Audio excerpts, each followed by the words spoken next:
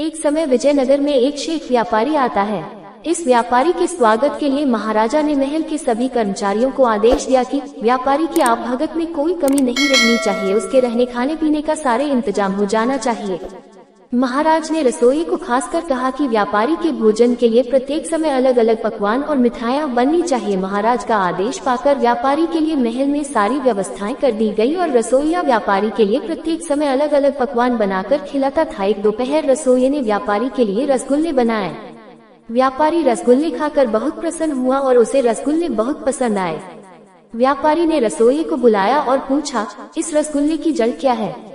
रसोइया व्यापारी की बात सुनकर आश्चर्यचकित हो गया कि भला रसगुल्ले की जड़ क्या हो सकती है। धीरे धीरे यह बात पूरे महल में फैल गई, किंतु किसी के पास भी व्यापारी के प्रश्न का कोई जवाब नहीं था।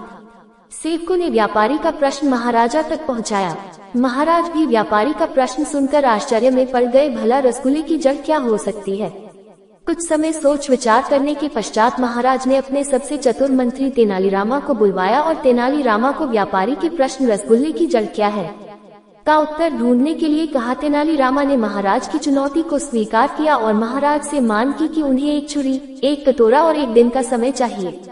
अगले दिन तेनालीरामा उस कटोरे को एक कपड़े से ढककर राज दरबार में व्यापारी के सामने ले आए और व्यापारी से कहा कि आप इस कपड़े को हटाएं और आपको आपके प्रश्न का जवाब मिल जाएगा। व्यापारी समेत संपूर्ण दरबार यह जानने को उत्सुक था कि रसगुल्ले की जड़ क्या होती है। जैसे ही व्यापारी ने कटोरे के ऊपर से कपड़ा हटाया तो व्यापारी समेत पूरा दरबार आश्चर्यचकित हो गया, क्योंकि उस कटोरे में गन्ने के 4-5 छोटे छोटे टुकड़े थे।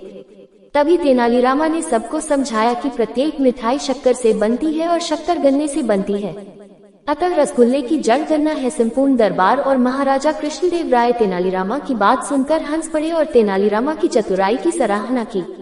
शिक्षा: हमें किसी भी परिस्थिति में चिंतित नहीं होना चाहिए, बल्कि शांति से सोच विचार कर उस परिस्थिति का हल ढूंढना चाहिए।